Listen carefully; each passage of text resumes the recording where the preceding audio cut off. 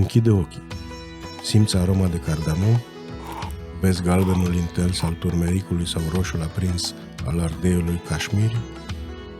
Bucătăria indiană nu este doar despre mâncare, este despre alchimie, istorie, suflet. Sunt Alexandru Rizolu și te invit într-o călătorie a gustului. Bine ai venit la Curry Stories! Bine ați revenit, dragi consumatori de picanterii indiene! Ne aflăm și astăzi în studioul de podcast, alături de invitatul nostru permanent, doamna Ritu Sinha. Bine ați revenit! Bine v-am găsit, Alex! Cred că astăzi vom vorbi despre ceva foarte aproape de sufletul nostru al tuturor. Despre bunicile noastre. Pare interesant? Foarte interesant. Ok. Bun. Bunica mea zicea mereu, nu te întinde mai mult decât ți-e plapămă. Mama mea repetă vorba asta. Mă ghidez după ea în viață. Bunica ta ce sfaturi de viață ți-a dat? Cel mai important și ce am reținut toată viața. Eu am fost crescut de bunica mea, așa că am mai multe sfaturi de la ea, de mici, și tot timpul spunea cel mai important instrument ce trebuie să aibă o femeie este răbdare. Da. Și atunci, și dacă ca și fire noi suntem foarte diferiți, dar eu tot timpul încerc, când mă grăbesc, când vreau să iau o decizie, când văd ceva că nu merge, asta țin minte că trebuie să am răbdare. Să văd încotro merg lucrurile, să nu iau deciziile așa, pur și simplu, din impuls. Așa răsună și la mine în cap. Când am de luat o decizie importantă, totdeauna am câteva sfaturi care îmi răsună în cap. Da. Foarte frumos. Acum că am adus bunica care te-a crescut în discuție, cum gestiona bunica economia bucătăriei fără supermarket, hipermarket, fără Google? Ok, eu cred că pe vremea aceea, cel puțin doamnele în India, ei erau, cum se spunea acum, homemakers. Sau în India erau femei casnice. Stăteau acasă, nu erau acest alergătură și la job și întors și cu copii și acasă. Toată atenția era în casă, pe familie, pe copii și cum să fie cel mai bine acolo, în casă. Și asta cred că a fost, eu cred că a fost foarte bine. Eu, și dacă toată viața am fost, așa zis, career woman, deci în tot timpul am fost acolo, afară, în lume, dar undeva în interior am simțit că este bine pentru echilibru în interior al fiecăruia, mai ales al doamnelor, și de acolo pleacă și echilibru în familie, echilibru în societate și un echilibru în toată lumea. Dacă doamnele este cumva ce facem să facem bine. Ai primit ceva sfaturi despre sustenabilitatea unei gospodării de la bunica pe care le impui și tu acum în viața de zi cu zi? Da. Cel mai important era, ea ne-a învățat să nu lăsăm nicio mâncare în farfurie, cum se spune și în România. Da? Da, mănâncă tot din farfurie. Mănâncă tot din farfurie, da. Și dar presupun că erau alte motive în motive, România, da, față de India? Sau poate... Eu cred că undeva principiile sunt aceeași, da, dar numai că mod de a prezenta este un pic diferit. Noi în India, când se servește masa, înainte să luăm primul gură, să zicem. Se degustă. Degustă. Se oferă lui Dumnezeu. Da. Foarte frumos. Da. Și la noi exista obiceiul, și cred că există în anumite case și acum, de a spune o rugăciune și de a mulțumi pentru bucatele care sunt pe masă și se servesc. Ba, la momentele importante chiar venea și un preot și binecuvânta bucatele și astfel masa era o experiență nu doar culinară, dar și spirituală. Și cred că este ceva similar despre ce povestești. Da. Nu? Și eu țin minte bunicul meu când când așeza la masă, primul lucru făcea era să pună deoparte o mică porție, cum ar fi este porția lui Dumnezeu. Știi? Și atunci, da, și nu aveam voie să lăsăm nimic, să luăm numai cât putem să mâncăm. Nu eram forțat să mâncăm mult sau ceva, dar ce am luat în farfurie să nu fie aruncat. Deci mâncarea stătea pe masă, da, un platou comun, da, din care fiecare își ia cât consideră că este da, bine și destul pentru el. Exact. O lecție de viață foarte bună, într-adevăr are legătură cu sustenabilitatea și cu managementul porților într-o familie mare. Da. Mai este un aspect foarte interesant pe care noi i-am văzut crescând ca și copil. În India, pe vremea aceea, prima dată când mâncarea era gata, prima dată erau servit copii.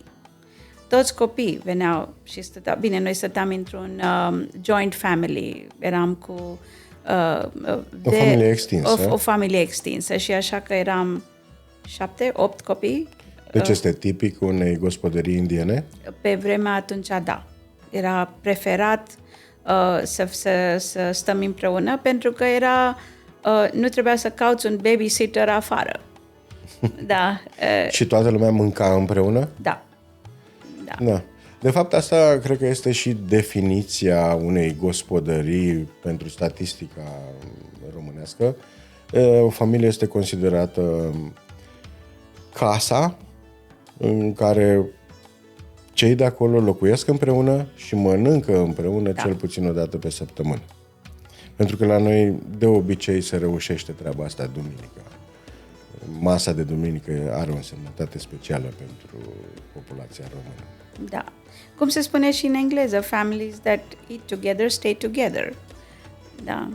Este pentru că de mâncat împreună nu este un ritual, pur și simplu. Este momentul acela în care conectăm unul cu altul și mâncat împreună este și un semn de totul e bine. Pentru că dacă o familie... Un semn de bunăstare. Da, un semn de bunăstare, semn plus de bunăstare. Relație normal, pentru că dacă cineva supără, poate nu vine să mănânce cu tine, știi? Da. Este ca o mică reuniune zilnică care reglează anumite tensiuni. Da. Un lucru foarte bun. În societatea modernă deja începe să nu mai existe acest lucru, deoarece familiile extinse tind să nu mai fie, copiii pleacă de acasă, nu mai stau cu părinții, cu bunicii. Fiecare are drumul lui în societatea modernă, o societate mult mai agitată. Să ne gândim acum, spuneai că bunica ta făcea gestiunea bucătăriei și presupun că ea făcea meniu, pregătea sărbătorile, avea grijă de copii, dar avea și timp să gătească mâncarea indiană, care se gătește în timp. Da, este slow cooking. Da. Am avut experiența înainte de sărbătoarea Holi să gătesc împreună cu bucătarii de la Curry Kings. Și pentru mine a fost o experiență relevatoare. De ce? Am mai lucrat am mai avut ocazia să mai lucrez în bucătării moderne, alcătuite pe principiul Escoffier de brigadă, unde fiecare om știe locul lui, știe ce să facă, există o disciplină, o rigurozitate foarte mare. Dar atmosfera pe care am văzut-o m-a impresionat. Deci au fost oameni între care unii 8 bucătari. Unii se cunoșteau, unii veniți noi. Bucătăria era, într-adevăr, foarte bună, complet utilată, extraordinar, un spațiu excelent găsit, dar era nou pentru ei. Da. Și a trebuit să gătească pentru 250-300 de persoane în timp de 12 ore. În acest timp nu am observat tensiune, nu am observat nu vreau să spun vorbe aruncate aiurea sau ceva, nu a fost o ridicare de voce. S-a cântat, s-a glumit, toată lumea a râs, au muncit cot la cot, fiecare a găsit locul lui, deși erau 2 bucătari cu experiență care ar fi putut să aibă conflict, că nu este un singur șef, totdeauna se întâmplă așa. Nu am văzut presiunea timpului. Pentru mine a fost o experiență foarte faină, deoarece acea mâncare gătită pentru sărbătoarea Holi, care este o sărbătoare a bucuriei, a primăverii, a fost gătită într-adevăr cu voie bună, cu drag și cu dragoste. Și cred că s-a văzut asta. S-ar putea să punem la sfârșitul podcastului și câteva imagini de la această sărbătoare minunată și vom face un episod dedicat acestei sărbători. Da. Bun. Hai să ne gândim la un lucru pe care bunica ta îl făcea și nu era convenabil pentru tine sau l-ai criticat mereu și acum te descoperi făcând același lucru. Există așa ceva? Da. Eu tot timpul ziceam că ea este prea înțelegătoare. Oricine vine... ce zici? Cu toată lumea. Cu toată lumea. Oricine venea cu orice chestie, ea niciodată nu zicea nu ai făcut bine, că nu știu, ea asculta cu foarte mult răbdare și după care găsea soluții împreună cu ei și așa. Și eu tot ziceam, dar tu știai că ce a făcut nu e în regulă, de ce ai ascultat? Și ea zicea, când o să fii și tu o mamă, o să înțelegi. Da, ok. Și eu o să fiu mama foarte dură, foarte disciplinată, foarte nu știu cum, știi? Și am 3 copii și când am devenit mama, într-adevăr,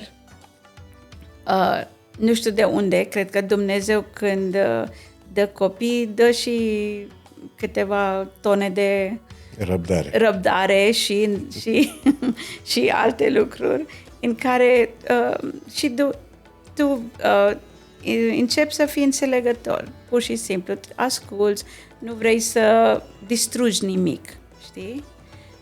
Distrugi sau să faci ceva care să facă rău cuiva. Și atunci asta era, că atunci eram foarte revoltat. Pierzi timp cu toată lumea, făceam tot felul de comentarii și acum dau seama că eu fac aceeași lucru. Da, este un lucru pe care și eu mi-l amintesc cu drag despre bunica mea și anume bunătate.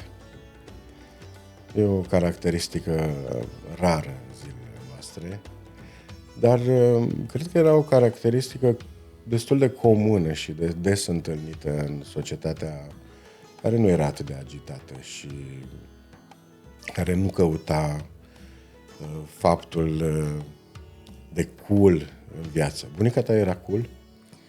Eu zic că era foarte cool. Pentru că eu puteam să discut cu ea orice. Absolut orice. Și eu totuși eram bunică și nepoată. Erau 2-3, nu știu câte generații între noi. Și totuși ea era foarte conectat cu lumea. Și așa că eu și spuneam că... Deci a fost o bunică modernă Sau a fost o bunică tradițională care a ținut și a învățat familia și a învățat să transmită familiei tradiția și învățăturile ei? Eu întotdeauna zic că bunica mea a fost o bunică foarte relevantă, de gen common sense. Ea nu a ținut de tradițiile care nu aveau rol în lume acum, dar, ca exemplu, eu când aveam 12 ani, până eu știam toate poveștile de, cum se zice, Vedas din India, care altfel trebuie să stai și citești nu știu câți ani ca să știi, pentru că ea citise deja, ea a trimis mie toate aceste povești și în fiecare poveste este o învățătură care te ajută sometime in life, nu contează când, știi? Și atunci știam toată povestea de Ramayana, toată povestea de Mahabharat, toate povești de Puranas and Vedas and Panchatantras, toate acestea care ea pur și simplu pentru că eu dormeam cu ea. Și fiecare seară, asta era ritualul. Povești înainte de culcare. Povești înainte de culcare. În cazul meu a fost bunicul. Da. Și poveștile au fost inventate de fiecare dată noi. Dar în cazul tău a fost transmiterea unei învățături de mii de ani. Pentru că asta este vechimea acestor texte, pe care bunica ta le cunoștea. Da, pentru că ea citea foarte mult. Da, și cel mai interesant a fost, eu țin minte, când eram lângă ea în pat, ea spunea poveste, dar și verifica dacă am ascultat. Pentru că, fiind copil, eram putea să dorm sau putea să fiu cu minte în altă parte.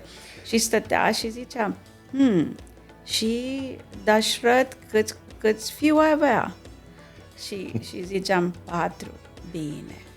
Da, și mergeam cu poveste mai departe, așa că eu cred că era cineva care, într-adevăr, pentru mine, a fost primul mentor, primul coach sau primul guru, care eu cred că de obicei fiecare dintre noi avem acel primul învățător. Primul contact și primul învățător de la cineva. Care este mama sau bunica sau poate tata. Cineva cu o experiență de viață extinsă, dar și cu o cultură fantastică, din câte se vede. Da.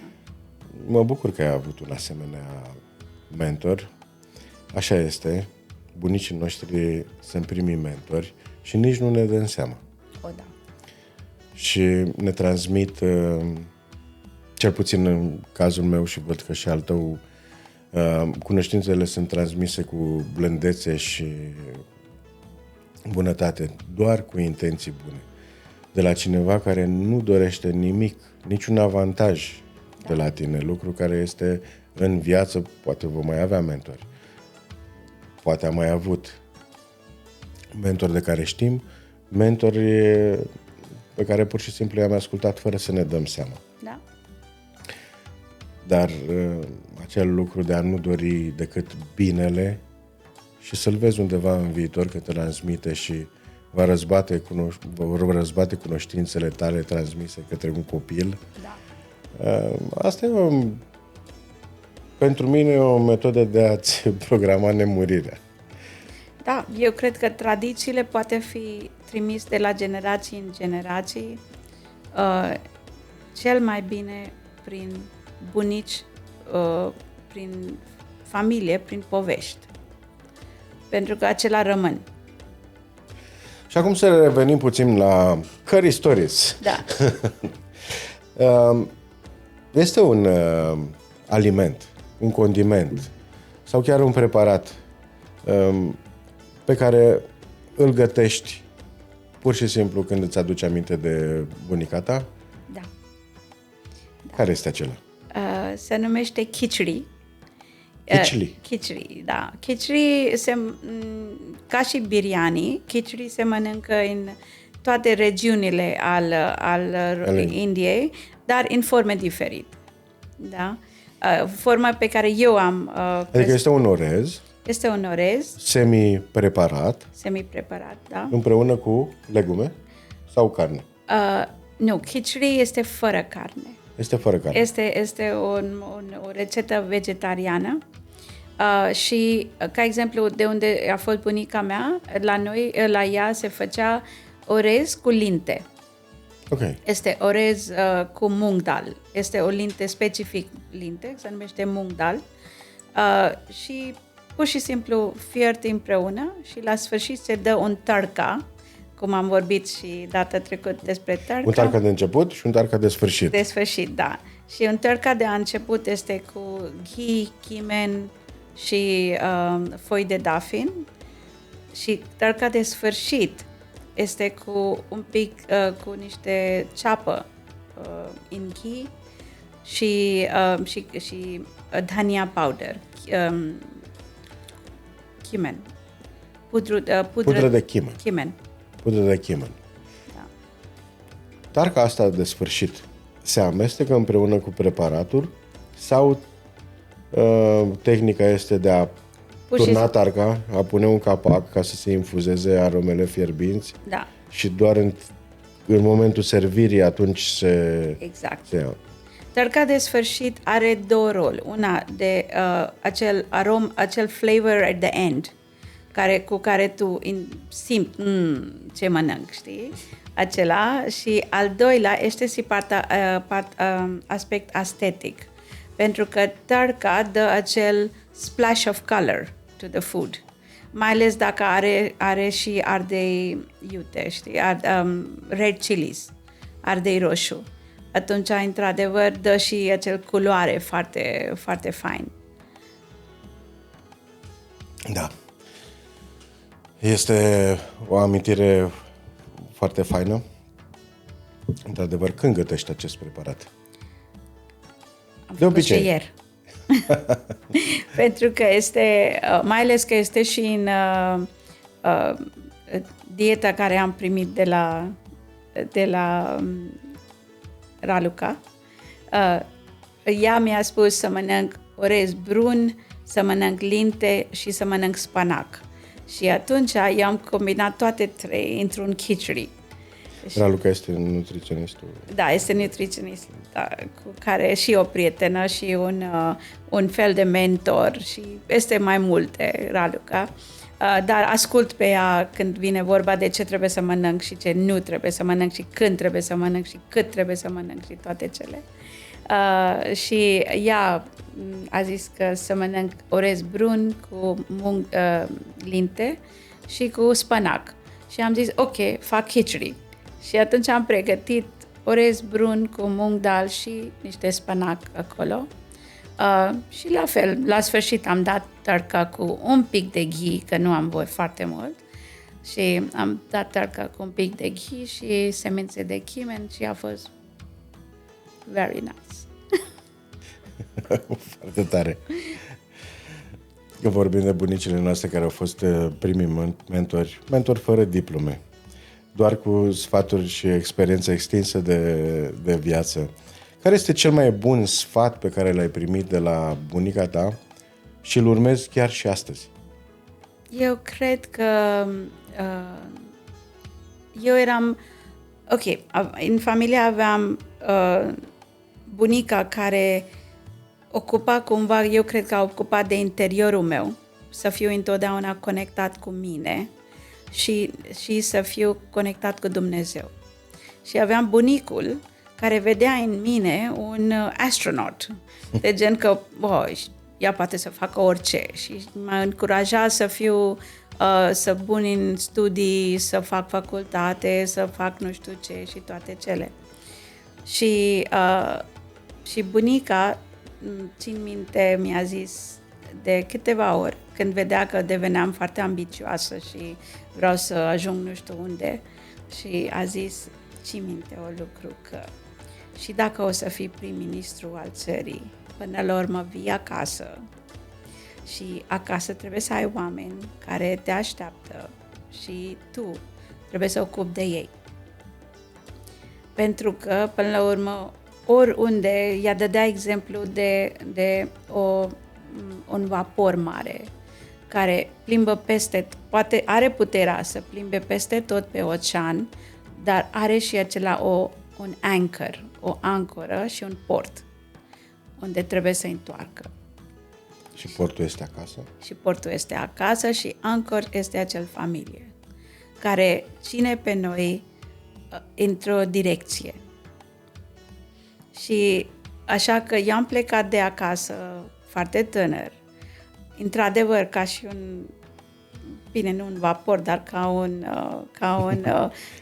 mic explorator, așa un cum mic zicea explorator, bunicul. am umblat peste tot, dar știam că este unde trebuie să întorc și pentru ce este toate lucrurile acestea.